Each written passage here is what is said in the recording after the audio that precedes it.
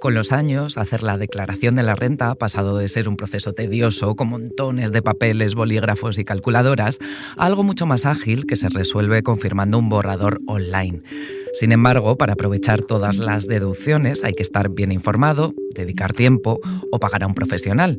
No todo el mundo puede hacerlo y eso supone un ahorro de 9.000 millones de euros en devoluciones para el Estado. Soy Marta Curiel. Hoy en El País, ¿por qué no sabemos hacer la declaración de la renta?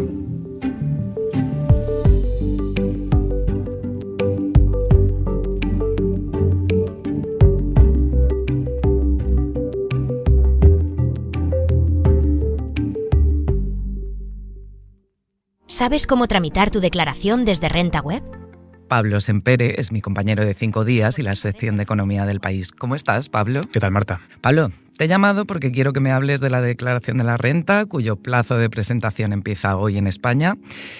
Y no sé si lo compartes, pero me da la sensación de que este es un momento de inquietud para muchas personas que se quieren aprovechar de las deducciones que les tocan, pero no siempre lo tienen claro.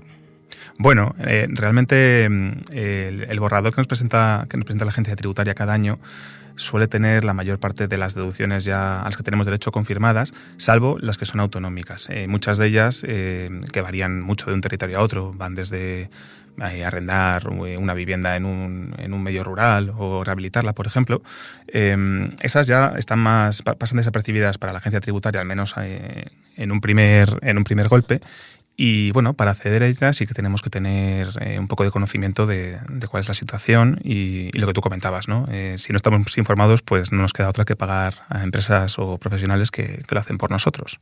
Ahora me vas a ir detallando algunas de esas deducciones, pero no sé si la fórmula para hacer la declaración de la renta ha cambiado mucho, se ha simplificado a lo largo de los años, ¿no? Ha entrado a Internet. Entonces, ¿por qué el sistema no nos sugiere directamente las deducciones a las que tenemos derecho? La cosa es que el IRPF es un impuesto compartido entre el Estado y las autonomías. Entonces, en la parte en la que las autonomías tienen gestión, va metiendo cada año diferentes deducciones en función del tema que ellos quieran incentivar. Entonces, en muchos casos, precisamente por eso, el borrador que se nos presenta por parte de la agencia estatal no contempla todas las deducciones a las que tenemos derecho. Según la plataforma Taxdown, que confecciona declaraciones para 3 millones de usuarios y que presentó recientemente un informe, casi el 80% de los contribuyentes desconoce las novedades para esta campaña del IRPF. El 70% no sabe que puede modificar sus declaraciones de los 4 años previos y 8 de cada 10 declarantes ignora que existen más de 300 deducciones autonómicas. Esta plataforma de asesoría fiscal, hay otras más como C-Consulting, estima que el ahorro medio ronda los 270 euros, pero que solamente un 8% de los declarantes se aplica a estas deducciones, por lo que cada año se esfuman unos 9.000 millones de incentivos no disfrutados. El problema es que estas potenciales rebajas no aparecen por defecto en el borrador de la renta, por lo que el contribuyente tiene que informarse y comprobar por su cuenta si cumple con los requisitos para acceder a ellas.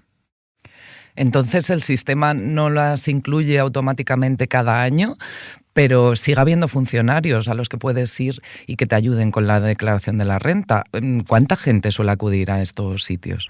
Eso es. Desde hace unos años la agencia tributaria permite ir a las oficinas presenciales para que allí te ayuden los funcionarios o, por ejemplo, asistencia telefónica. La agencia tributaria, mediante el plan Le Llamamos, te ofrece asistencia personalizada para confeccionar y presentar tu declaración por teléfono, sin necesidad de desplazarte y cuando tú elijas. En la campaña del año pasado, sumando las 2 vías, fueron casi 2 millones de contribuyentes los que acudieron a ellas.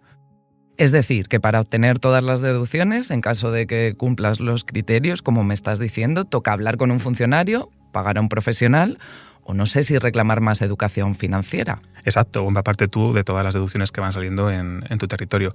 Lo que pasa es que como estas varían en función de un ejercicio y otro y realmente no tenemos tiempo en nuestra vida para poder fijarnos en toda esta actualidad fiscal y tributaria que va saliendo con el paso de los años, lo más normal es que no tengamos ni idea de las deducciones a las que tenemos derecho.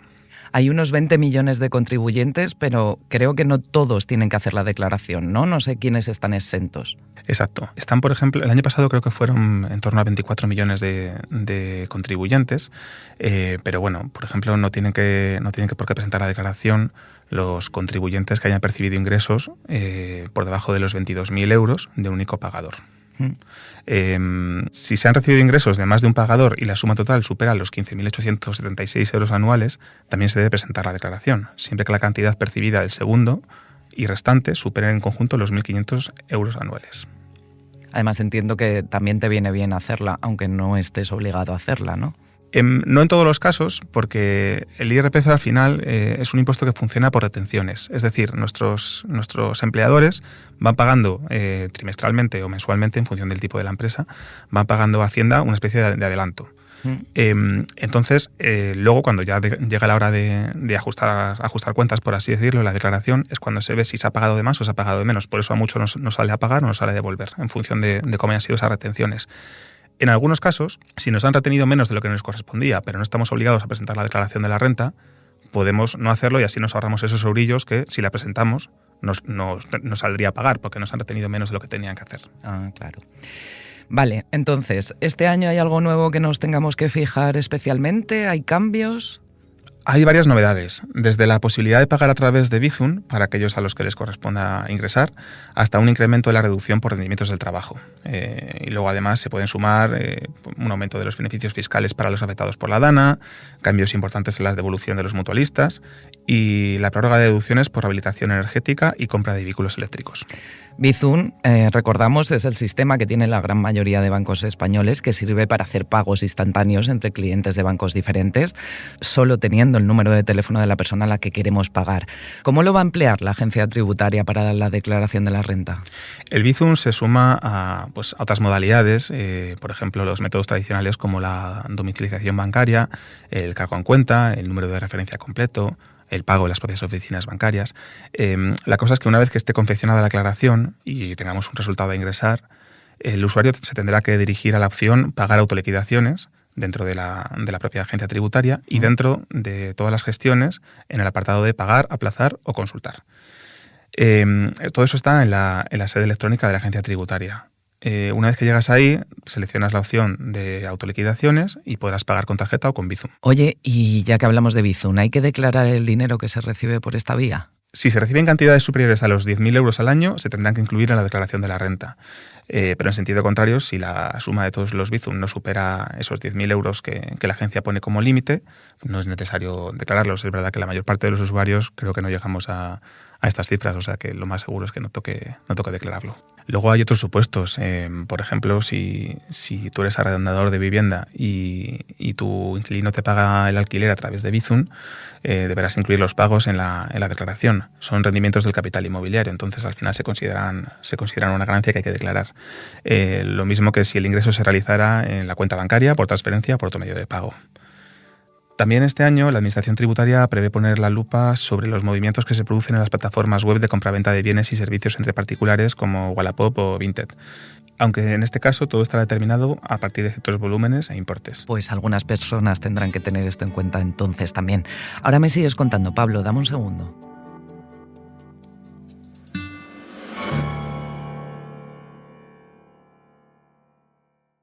No es lo mismo ver las noticias que ser tú quien las cuenta. Tampoco es lo mismo leer una exclusiva que ser quien la consigue. Por eso, el máster de periodismo de El País te enseña el periodismo ejerciéndolo. Fórmate con periodistas en activo en las instalaciones de El País o la cadena SER. Apúntate en la primera convocatoria hasta el 2 de julio. El País.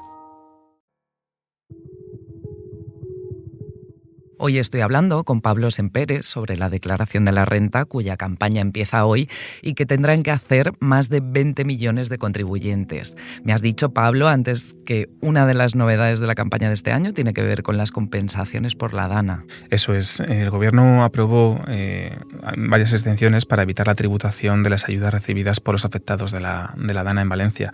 Las indemnizaciones del Consorcio de Compensación de Seguros, por ejemplo, y las ayudas por daños a materiales estarán exentas, salvo cuando superen el valor de adquisición del bien afectado, por ejemplo, un vehículo, ya que en ese caso se consideraría que estaríamos hablando de una ganancia patrimonial. Luego, los autónomos que tributen en módulos y cuyas actividades se desarrollan en zonas afectadas por la catástrofe podrán beneficiarse de una reducción del 25% y en las cuotas del régimen simplificado del IVA. Además, podrán renunciar a este régimen y tributar por estimación directa simplificada sin cumplir con las obligaciones formales específicas si así consideran que les beneficia.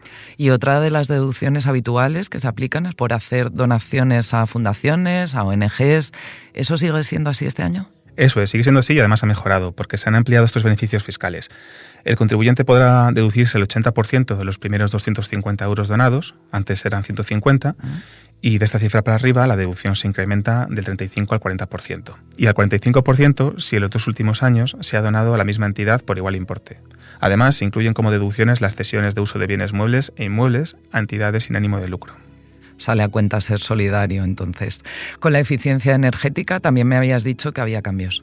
Más que cambios es que se mantiene la deducción por obras de eficiencia energética en viviendas habituales y en alquiler y también en edificios completos. Son beneficios por reducción de demanda energética, consumo de energía primaria no renovable y rehabilitación energética de edificios. También se prorroga hasta 2025 las deducciones por adquisición de vehículos eléctricos y por instalación de puntos de carga.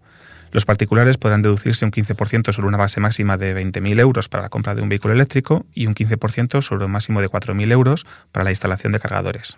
Vale, y ahora vamos a una casilla clave para quienes alquilan vivienda, pero sobre todo para los alquilados. ¿Qué novedades hay?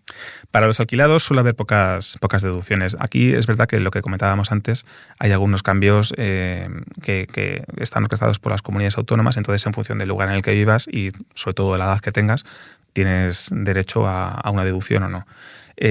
Las principales modificaciones a nivel estatal en los rendimientos del capital inmobiliario afectan especialmente a los caseros. Para los contratos de alquiler firmados antes del 6 de mayo del 2023, la reducción del rendimiento neto se mantiene en el 60%, que es la que había habitualmente. Sin embargo, para los contratos posteriores, que son los que se firmaron a partir de la entrada en vigor de la nueva ley de vivienda, esta reducción general del 60% baja al 50%, se recortan 10 puntos. ¿Cuál es el objetivo? El objetivo es que la ley de vivienda tiene diseñadas unas deducciones mayores que pueden llegar al 70, al 75%, incluso al 90%, si se cumplen una serie de requisitos. La mayor, que es la del 90%, es, por ejemplo, si se ha alquilado una casa en una zona tensionada, o sea, una zona de precios calientes, y se ha abaratado al menos un 5% respecto al contrato anterior.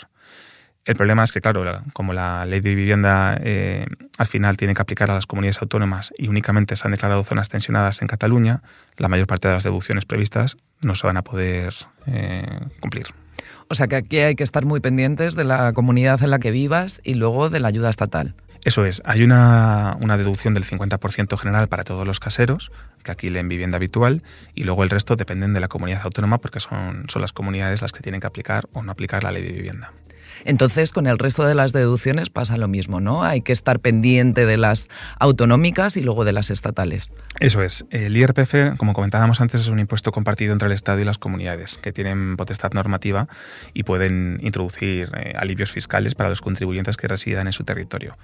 De hecho, según los datos que proporcionaba TaxDown, el mapa autonómico es muy amplio y hay más de 300 deducciones en el conjunto de las autonomías. Wow. En el último año, según sus datos, se introdujeron 30 nuevos beneficios. La Comunidad de Madrid, por ejemplo, ha introducido varias novedades y cambios para esta campaña, como deducciones para quienes arriendan viviendas vacías y rebajas fiscales para comprar una vivienda habitual. Baleares, por ejemplo, ha aprobado una deducción por ocupar plazas de empleo de difícil cobertura. Aragón permite desgravar los gastos por las clases de apoyo de refuerzo. Murcia, los costes de acceso a Internet en el caso de darse por alta por primera vez. Extremadura por partos múltiples.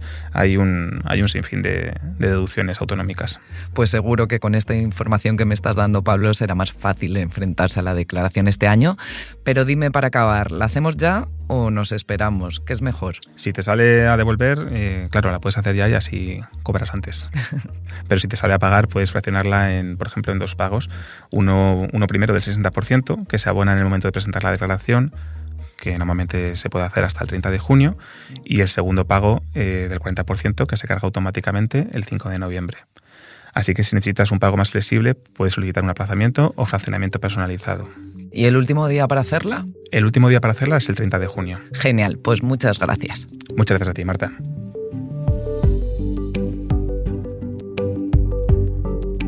Este Este episodio lo ha realizado José Juan Morales. El diseño de sonido es de Nacho Taboada, la edición de Ana Rivera y la dirección de Silvia Cruz La Peña. Yo soy Marta Curiel y esto ha sido Hoy en el País. Gracias por escuchar.